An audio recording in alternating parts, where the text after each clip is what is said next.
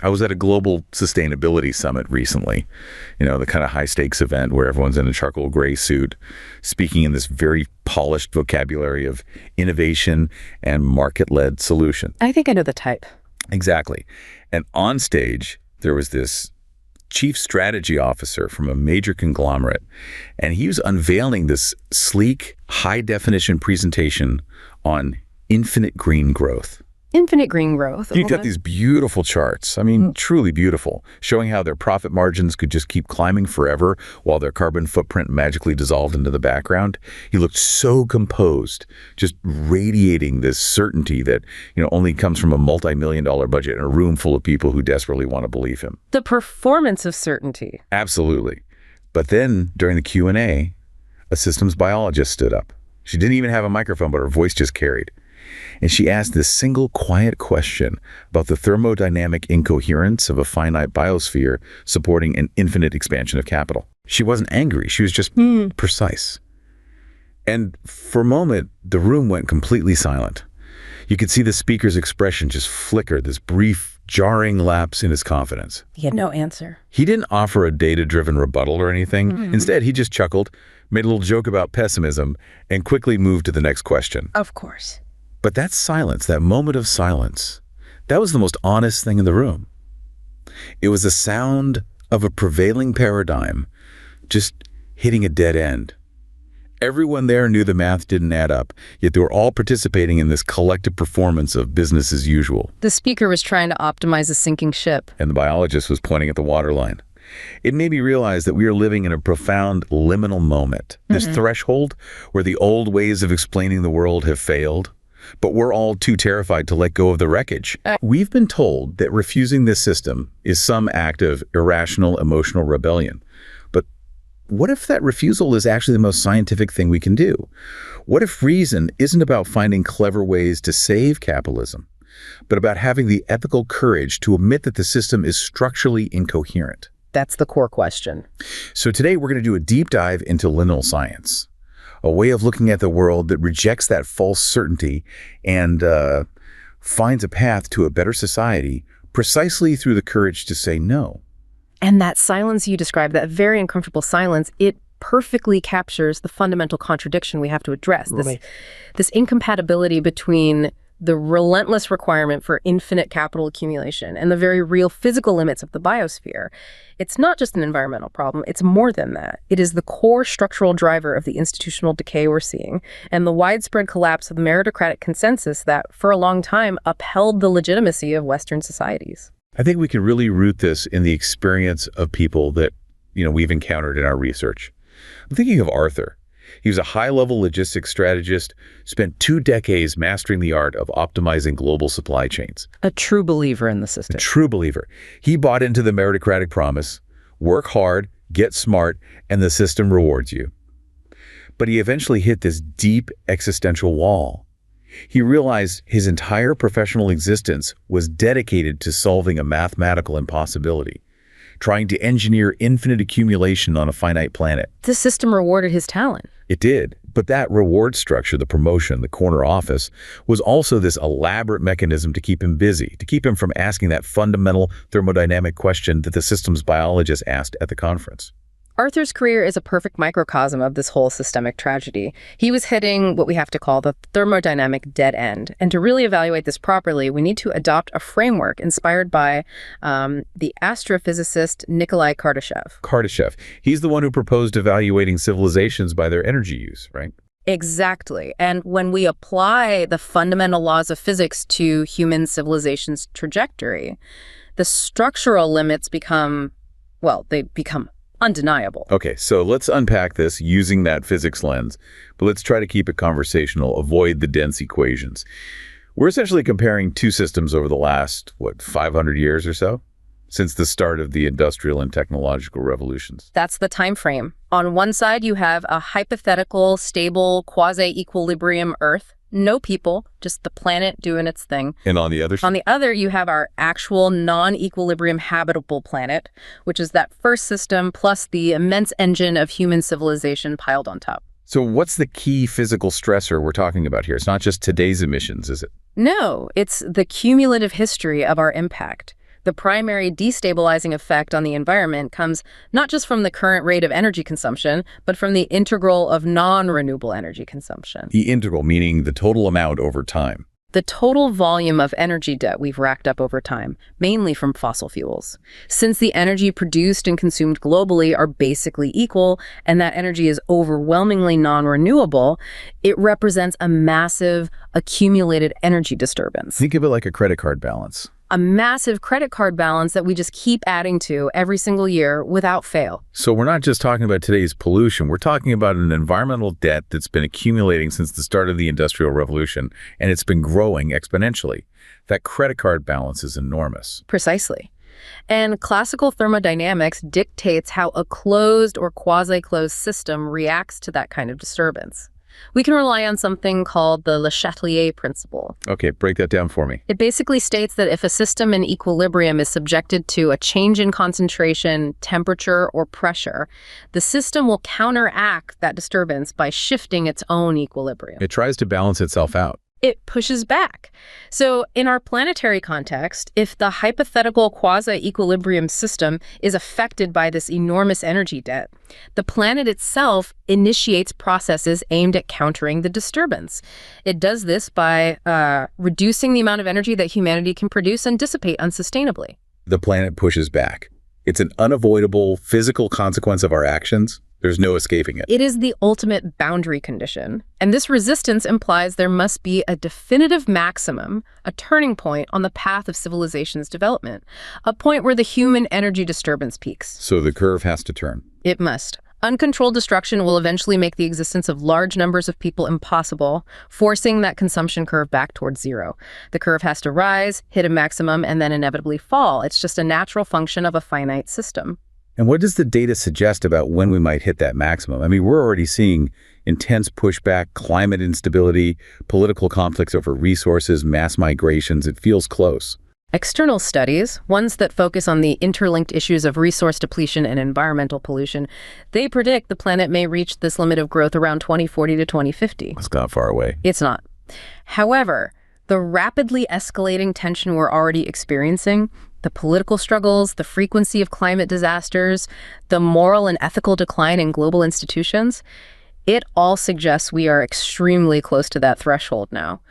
The structural contradiction is becoming acute, and the planet's resistance, which we deduce from the laws of thermodynamics, is unfortunately an indisputable fact. So if the cold, hard physics dictates that infinite growth is a mathematical fantasy and that the limit is coming up fast, how do we respond? I mean, the mainstream policy response is still green growth, right? The idea that we use technology to pull off this decoupling magic trick. That's the dominant narrative, but then you have this major alternative response, the degrowth movement. Degrowth is the academic and social movement that's responding directly to this thermodynamic dead end.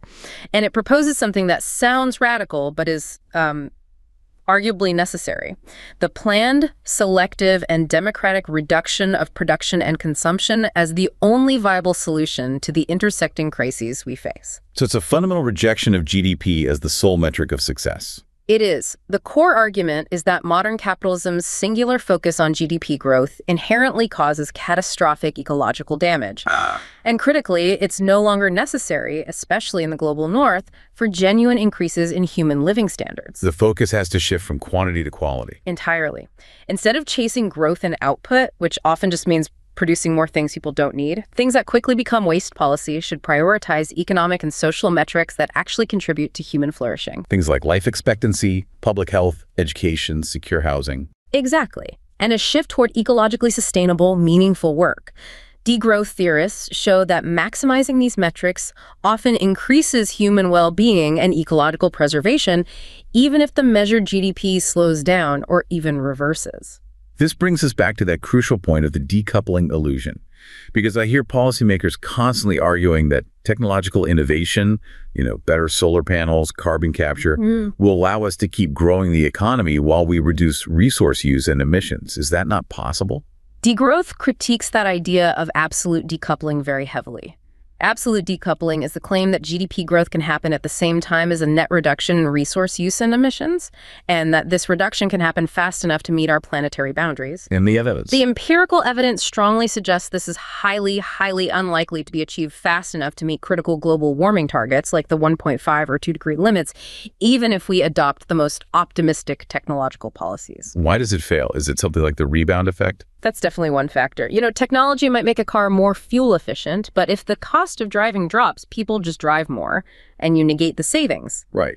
But more fundamentally, reported cases of decoupling are often only relative, meaning resource use is still increasing, slower than GDP.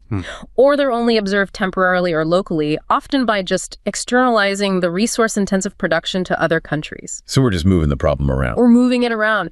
When you look at it globally and in absolute terms, resource use just continues to climb.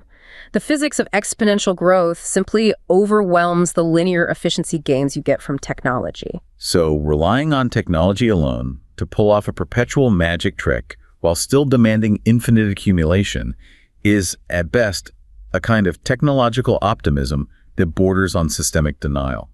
I think that's a fair assessment, and that's why degrowth directly opposes the conventional model of sustainable development. Because that model is still based on growth. Exactly.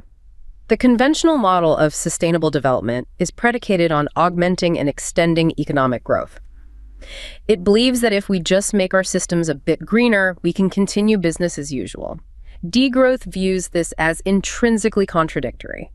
Any reliance on growth within a finite, already ecologically strained context is, by definition, unsustainable.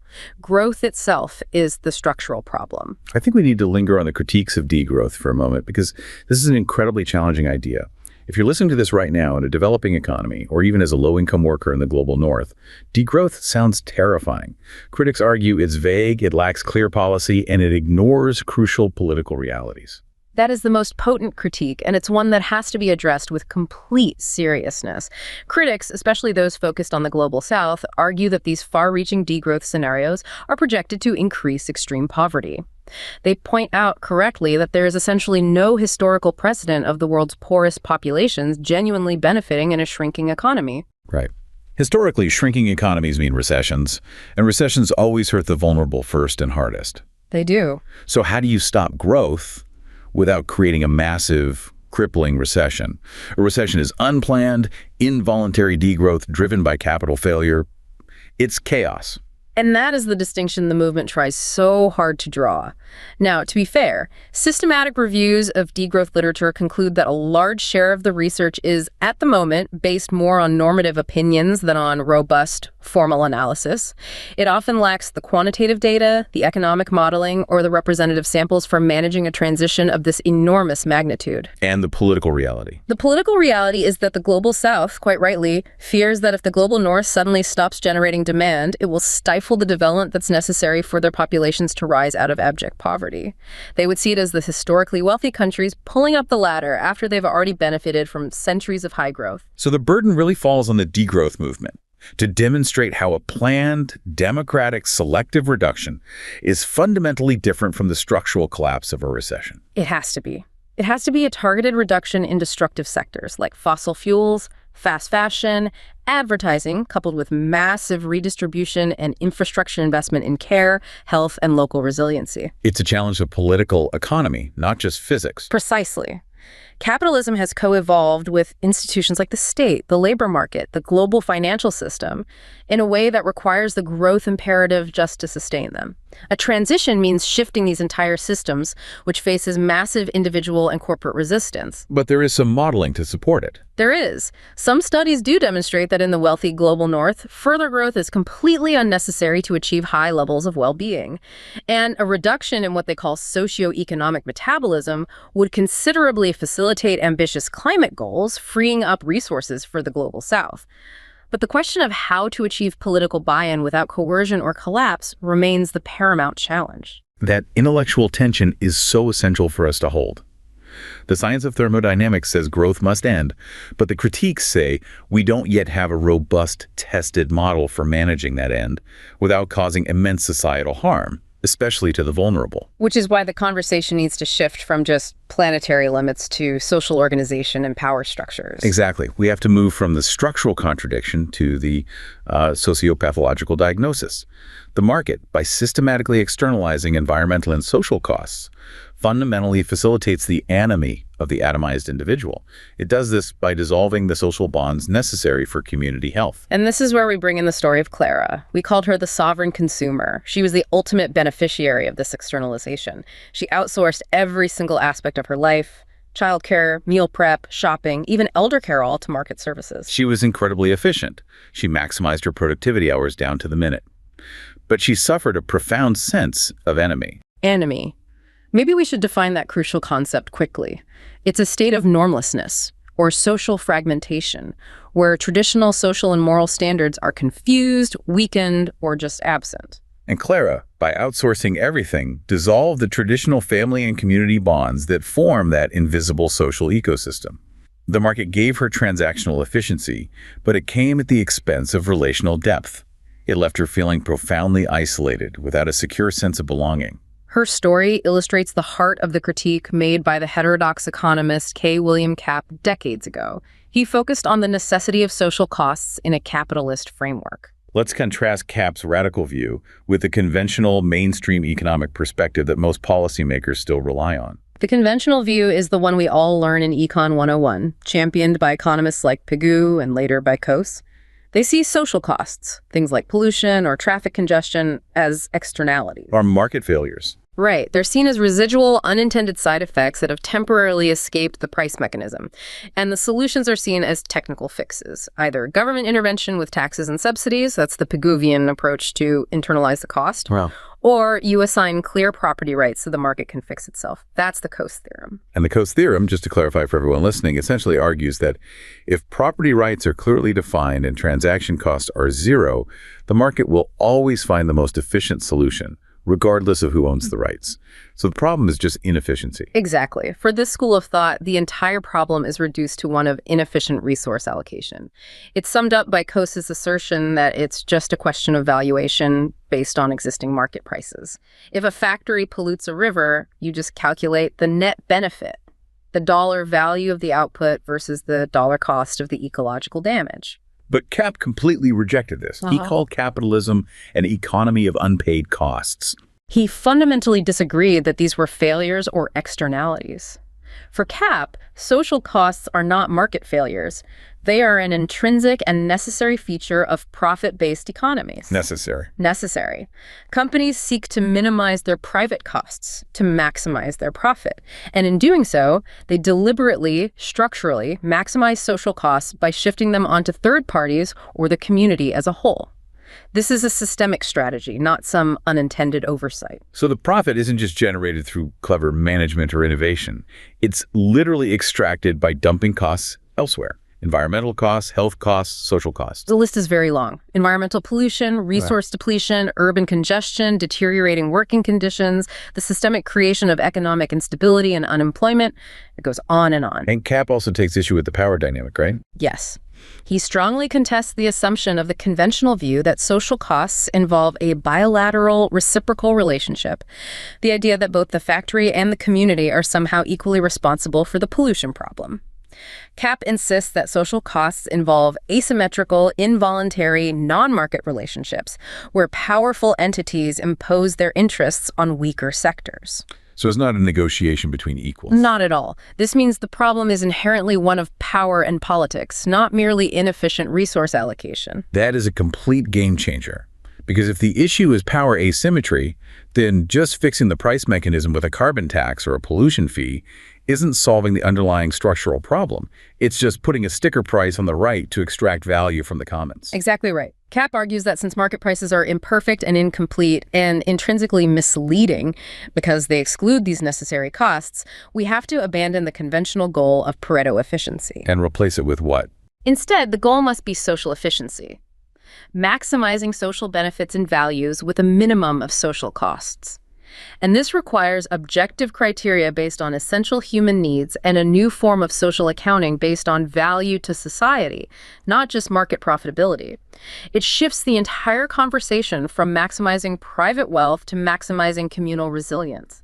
We can tie this logic of cost externalization right back to the story of Arthur, the logistics strategist who believes so strongly in meritocracy.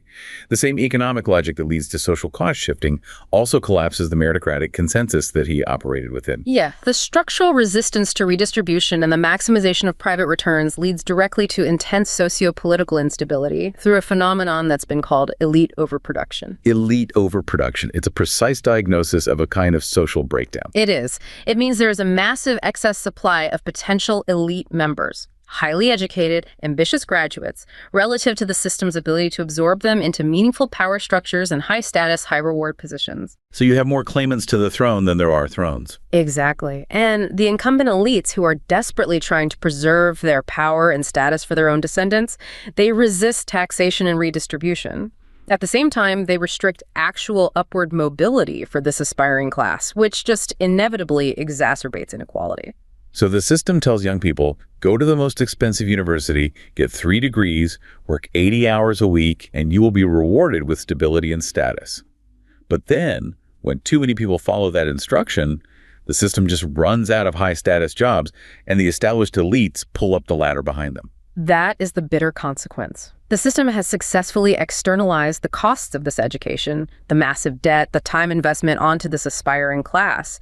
And you can see the consequences globally. In the US and the UK, highly educated youth are frequently underemployed, working gig jobs, or just deeply indebted, often with little hope of achieving the generational wealth promised by their degrees. And what's so interesting is how this fuels political and cultural conflict. Absolutely. The popularity of progressive political beliefs among many university graduates isn't always purely ideological. It's deeply rooted in widespread underemployment and the failure of that meritocratic promise. In places like the UK, this manifests in these intense cultural conflicts over issues like race, sex, and climate change, which act as proxies for a much deeper systemic frustration about stalled economic mobility. It's a pressure valve. It is. And studies have even shown that many advanced degrees, particularly in the humanities and social sciences, now incur a net financial loss compared to just a bachelor's once you account for the lost years of earning potential. The meritocracy has, for many, become a debt trap. And the dynamic in China is maybe even more stark, given the government's direct role in educational expansion. The expansion of higher education in China was largely a political strategy, a way to manage social expectations and provide a sense of upward mobility. The result is a crisis of overproduction. You have millions of highly qualified, unemployed youths struggling intensely with job hunting, with youth unemployment peaking around 1 in 5 in recent years. So they've done everything they were told to do. They have. Many of them prefer high-status, stable government jobs, but face these grueling civil service exams. And the specialized knowledge they acquired is rendered useless in a private sector that simply can't absorb them. It's this tension between the economy's need for continuous accumulation and its simultaneous inability to reward the aspiring class that it generates. And historically, this is a recurrent pattern, right? This isn't new. It's a recurrent pattern of systemic instability. This condition, the sheer number of educated but frustrated elites with few avenues for power, it explains collapses in civilizations throughout history. It fueled internal strife in the late Roman empires. It was a major catalyst for the massive scale of collapses in Chinese dynasties, most notably the Taiping Rebellion. The Taiping Rebellion. It was significantly staffed and led by disgruntled, well-educated young men who had failed the imperial exams. It also drove much of the intellectual and revolutionary fervor in pre-revolutionary France. It is a historical constant. When the system generates too many people who are prepared to rule but are prevented from doing so, they turn their considerable talents toward destabilizing the system itself. It's pretty jarring to realize that the Taiping Rebellion and a graduate with $100,000 in student debt are symptoms of the exact same structural problem, the failure to deliver on the promise of meritocratic reward. This frustration, this feeling of entitlement to a high-status life that the economy can no longer sustain, it drives social instability and the collapse of any shared consensus. So if the conventional management system, this technocratic reliance on market fixes, is broken because of these physical limits and social costs, where do we turn intellectually? We need a framework that doesn't just try to optimize the current broken system, but one that confronts its fundamental incoherence head-on. And that is the necessity that gave rise to the concept of liminal science. We can frame this through the story of Julian, the institutional watchman. Julian was a high-level civil servant who realized the bureaucratic management model he was a part of, using complex spreadsheets to endlessly offset damage and externalized costs, was fundamentally a form of institutionalized self-deception. He saw the game for what it was. He did. And he chose to integrate systems theory and relational ontology to find a path toward a resilient, reality-based social order, one that rejects the false binaries of radical ideology on one side and market self-deception on the other. Okay, so liminal science is the intellectual framework for this necessary transition. You define it as refusing the false opposition between reason and transformation. What does that look like in practice? It means that the refusal of the current system is not an ideological act or some emotional outburst. It is the most rational response possible to the evidence. The system is structurally incoherent. Liminal science is fundamentally a commitment to epistemic honesty. Accepting the data. Accepting the data, even when that data negates the prevailing economic structure. The ethical core is this: to know that the system is degrading planetary and social life conditions, yet to continue to preserve that system is a form of collective self-deception. Refusal is simply the logical conclusion of scientific realism. And crucially, it resists the capitalist system's primary mechanism for survival, which is turning every crisis, every uncertainty into an immediate market opportunity, what you call premature closure. Absolutely. Capitalism cannot tolerate sustained indeterminacy or an open, unresolved problem. Its mechanisms require defining boundaries for calculation and for profit extraction. Liminal science resists this capture by remaining within the uncertainty long enough for genuinely new, non-capitalist forms of understanding and organization to emerge. So it prioritizes questioning legitimacy over just optimizing the existing toxic structures. Let's delve into the philosophical foundation of this intellectual shift. Relational ontology. It sounds very dense, but it seems central to dissolving the myth of the independent, market-driven individual like Clara, the sovereign consumer. It is central. Relationalism is the theory that nothing exists in isolation. Things exist and function only as relational particulars, meaning they're ontologically open and defined by their connections to others. So, to simplify, I am not a fixed object defined by my boundaries. I am a dense knot in a vast web of relations. That's a great way to put it. Think of it in physics, like Leibniz's relationism, where space and time are not absolute containers, but systems of relations between objects. Or Simmel's relational sociology, which focuses on the patterns of interaction among individuals rather than their fixed, substantial qualities. And this directly challenges the core fictions required by the market economy. It completely undermines them. Capitalism depends entirely on the fiction of independence. The sovereign firm, the autonomous consumer, the self-contained nation-state, the isolated household. These are all meant to be calculating, discrete entities that maximize their self-interest without acknowledging their true, deep interdependencies. Liminal science dissolves this fiction by insisting on relational analysis at every single scale. It forces the acknowledgement of interconnection. And you find a deep alignment here with classical Eastern philosophy. Yes, specifically with Buddhist philosophy through the concept of praticessamutpada, or dependent origination. Dependent origination. This ancient concept that all phenomena arise only through mutual interacting conditions. It perfectly reinforces contemporary system science. It means complex phenomena cannot be reduced to independent variables without losing all their explanatory power. So if actions reverberate through interconnected systems, then responsibility for the resulting environmental and social suffering cannot be localized or just deferred to some unlucky third party. The suffering produced by extractive economies is structurally necessary, making the refusal of that structure an ethical corollary of scientific realism. That brings us directly from the philosophy of relationality to the methodology of systems theory. How does this intellectual framework help someone like Julian, the institutional watchman, or us, navigate the complexity of this transition? Well, systems thinking is inherently interdisciplinary, it's non-representational, and it's non-Cartesian. It fundamentally dissolves the classical problem of duality mind-body, subject-object, structure agency. It suggests that instead of creating these closed binary categories, the system should stay open to allow a free flow of process and interaction. It's a rejection of that reductionist mechanical worldview. And it displaces the core scientific figure of the last few centuries, the rational subject who seeks to control nature. The Cartesian subject is that figure of the scientific individual who stands outside the system, seeking to control nature by imposing mental concepts and linear models onto it.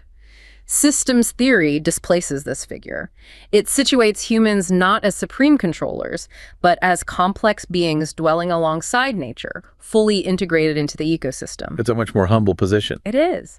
Gregory Bateson articulated this beautifully by saying, mind is immanent in the circuitry, meaning the mind is not just contained within the skull, but it extends into the completed communicational circuits of the ecosystem, including the environment and the community. And when we apply this to social structures, we start to focus on socio-technical regimes. These regimes, like our current fossil fuel infrastructure, are self-reinforcing and incredibly difficult to change. They are. Incumbent socio-technical regimes, whether we're talking about our energy infrastructures, healthcare systems, or transport pathways, are deeply embedded, highly self-reinforcing, and structurally very resilient.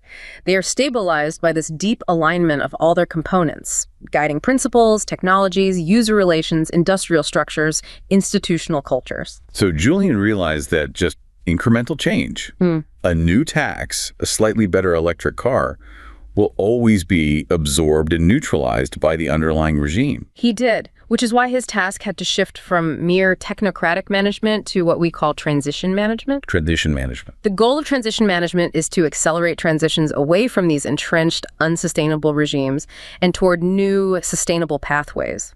It's a kind of goal-oriented modulation of change. It requires deep systems intelligence, continual anticipation, learning, and adaptation while managing the extremely high stakes involved. And it's critical to acknowledge that this kind of structural change will entail many losers, right? People whose capital or identity is tied up in the old regime. Absolutely, as well as the ultimate winners. And this is where we find perhaps the most radical scientific proposal for a post-capitalist economy, which is drawn from the work of the Nobel laureate Ilya Prigogine, the concept of dissipative structures. Okay, that sounds important. Dissipative structures. Prigogine's work showed that complex, self-organizing systems, like a living cell or a hurricane, arise and maintain their existence only when they are far from equilibrium through the continuous dissipation of energy. Order emerges not from static stasis, but from dynamic instability and continuous flow. Whereas capitalism strives for accumulation. Exactly. Capitalism strives for accumulation, which is the hoarding of energy and capital. And this hoarding leads to stagnation, fragility, and eventual entropic decay. So if order comes from continuous flow and dissipation, what does that suggest about the design principle for an anti-capitalist economy? It suggests that a resilient, reality-based, anti-capitalist economics should aim to remain perpetually far from equilibrium. It must deliberately prevent accumulation through constant circulation, sharing, and redistribution. If wealth, resources, and knowledge are continuously moving and being reintegrated, the system gains responsiveness and resilience. So you replace the capitalist concept of control and hoarding with a focus on perpetual responsiveness. That's the core idea. And resistance practices themselves, when you view them systematically, function as ethical dissipative structures. They export capitalist entropy rather than absorbing it through local breakdown. The analogy I keep returning to in my mind is a flowing river versus a stagnant pond.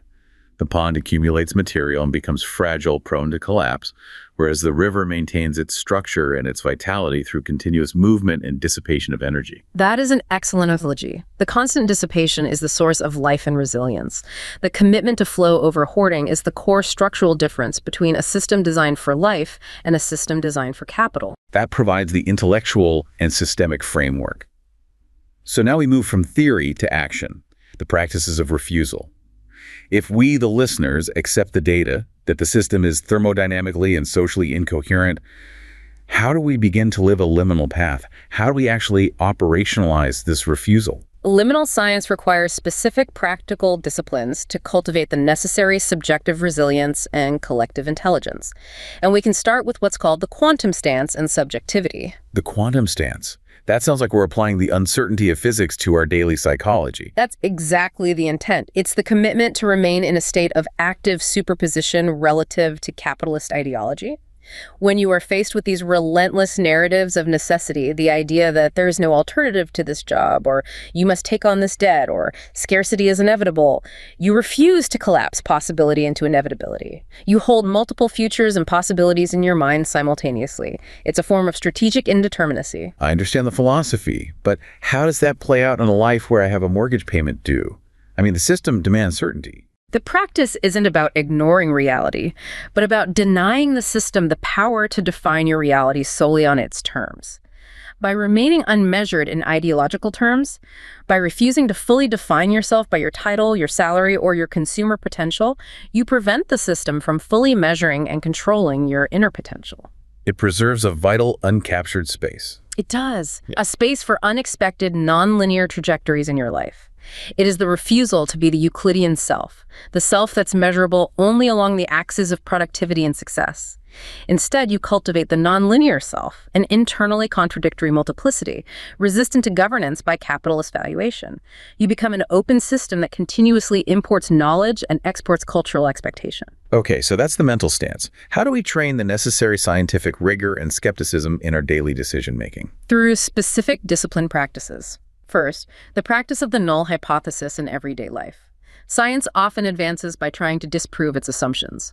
You can apply this rigor to your most necessary beliefs, like the necessity of overwork or the absolute necessity of scarcity. How would that work? For a defined period, say a month, you treat that assumption as a null hypothesis. You don't affirm or deny the belief, but you rigorously observe and record evidence that supports or contradicts it. For example, if I assume I must answer email immediately after 7 p.m. to be successful, I treat that as a null hypothesis, and I just observe what happens if I refuse for 2 weeks. I look for evidence of catastrophe or evidence of resilience. Precisely. This cultivates the liminal discipline of withholding assent. It weakens the sense of inevitability that the system constantly tries to impose. Okay, what's the second practice? The second is the practice of ethical bifurcation journaling. This directly addresses the power dynamics and social costs we were just discussing with Kapp. Bifurcation journaling.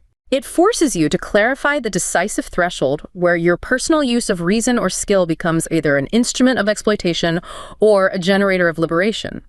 The journaling requires regular reflection on how your professional expertise or technical skill could be used. You asked, does this application increase exploitation, enclosure of resources, or dependency among others? Or does it increase shared capacity, mutual care, and autonomy in a community? Can you give me a concrete example? Let's say I'm a software engineer specializing in machine learning algorithms. Your bifurcation point is whether you apply that skill to optimizing targeted advertising for a social media giant, which increases the company's ability to enclose attention and extract profit, or whether you apply that same skill to developing open source tools for local energy grid optimization, which increases communal resilience and capacity. The act of just naming the bifurcation, of clarifying the choice, trains your ethical reflexes and exposes the illusion of neutrality. And the third practice, the practice of metamorphic letting go. This sounds like the hardest, most psychologically painful step because it targets our very identity. It is. It is the internal dissolution of the old form, the ego that's tied to capitalist metrics. The individual identifies aspects of their identity that are bound tightly to capitalist value status, marketable uniqueness, specialized expertise, and experiments with their deliberate temporary suspension in low-risk contexts. What would that look like? It might mean joining a community group and refusing to mention your job title, or engaging in a hobby without any expectation of monetization or a measurable outcome. So if I define myself by being an executive, I experiment with dissolving that identity in a context where it offers me no leverage or status. Yes, it mirrors biological metamorphosis, where the larval structure has to break down entirely to release the energy required for the new form. It's about building trust in internal processes that do not immediately reward the ego or satisfy the external market. It's terrifying, but it's also liberating. Moving beyond the individual, how does liminal science apply this rigor to group action? How do we build collective alternatives that aren't just utopian dreams destined to fail? We approach group action through the lens of collective laboratories and systemic change. Collective projects worker cooperatives, mutual aid networks, community land trusts, they have to be approached explicitly as prefigurative experimentation. So they're like live scientific experiments. Exactly. They are testing the hypothesis that life beyond capitalism is possible, and failure, which is inevitable in any complex experiment, is treated not as a defeat, but as data. It reinforces the plausibility of non-capitalist organization in practice through iterative learning. Treating a co-op failure as data rather than as an ideological defeat, that changes everything. It allows for critical feedback and genuine resilience. It does. Another critical practice is treating knowledge as a commons. The creation and massive dissemination of open-source scientific, technological, and medical knowledge is a direct ethical refusal of capitalist scarcity. Because intellectual property is about creating artificial scarcity. Precisely. It enforces limits on information for profit. Liberating that information increases disorder for the market by fundamentally undermining monopolies and enclosure. It shifts the center of gravity away from proprietary control toward generalized communal capacity. And finally, there's the strategic element, feedback loop mapping. How do you ensure that collective resistance is effective and not merely symbolic? This is where systems intelligence is paramount. Resistance must focus on the core feedback loops that fundamentally stabilize the capitalist structure, things like debt interest, extraction laws, financial derivatives, media centralization. The goal is applying minimal, precise force at points of maximum instability, the bifurcation points, to achieve disproportionate effects. It's intelligence over brute force. It is. For instance, focusing resistance on predatory lending practices that feed the debt loop is far more effective than symbolic protest against a single, easily replaceable corporation. This is systemic intelligence over symbolic purity. This entire framework, while it's intellectually rigorous, it sounds mentally exhausting. To constantly hold this critical yet open stance in a world that is so extractive. How do you regulate your own nervous system so you don't just collapse back into the comforting authoritarian certainty of the capitalist status quo? That essential need for physical and mental regulation is addressed through embodied regulation, specifically the MMQG practice, which integrates meditation, mindfulness, and Qigong. Its explicit function is to act as a regulatory system to prevent that collapse into capitalist reflexes when uncertainty arises. It operationalizes liminal science at the level of the body. Why those three specific elements, meditation, mindfulness, and Qigong? And how do they counter a capitalist reflex? The practice centers on using the body as a sensing field that learns to tolerate groundlessness. The focus on the natural pause at the end of the exhalation, that moment before the next breath, is treated as a lived null hypothesis. It is the somatic equivalent of suspended judgment, a direct embodied encounter with shunyata, or emptiness and open potential. So the body learns through repetition that survival doesn't require immediate cognitive closure. Exactly. It does not need to rush to a conclusion or a reactionary answer. And the movement part. The slow, continuous, non-teleological movement of Qigong is introduced to enact the principle of Anatman, or non-self, as a lived regulatory fact. You observe how intention and motion co-arise without needing a central, fixed, demanding ego controller. This actively destabilizes the consumerist logic that depends on the isolated, demanding ego needing constant satisfaction and definition. And the ultimate political result of cultivating this kind of regulated present body. It cultivates bodies that are capable of remaining present within structural instability without demanding authoritarian resolution. Reactionary and extractive ideologies thrive on dysregulated, anxious bodies that crave certainty as a relief from stress. By practicing this embodied non-collapse, the practitioner becomes less legible to systems that depend on fear, scarcity, and premature certainty. It renders the quantum stance a physical, somatic fact, not just an intellectual idea. This has been a necessary and profound deep dive. We started with the sheer thermodynamic incoherence of infinite growth, and we moved through the social fragmentation it causes, finding that the path forward lies not in utopian ideology, but in employing scientific rigor and ethical courage to face the truth of our radical interdependence. That's right. Liminal science isn't just theory, it's a meticulous framework for living within systemic collapse without participating in the self-deception of just trying to optimize it. This path truly unites epistemic humility, the willingness to accept the data of systemic failure, with ethical refusal. It insists that the most rational response to an extractive world is the commitment to live according to the truth of interdependence, rejecting the narrow rationality of accumulation that has brought us to this threshold. What stands out to me most is how the highest form of discipline, scientific rigor, becomes the most radical act. The task is neither escape nor optimization, but the disciplined commitment to stand with complexity, the point where reason reclaims its full emancipatory force by rejecting the conditions that demand its silence. The groundlessness we feel is not chaos, but the open field in which a reality-based social order, free from the myth of infinite growth, is finally struggling into visibility.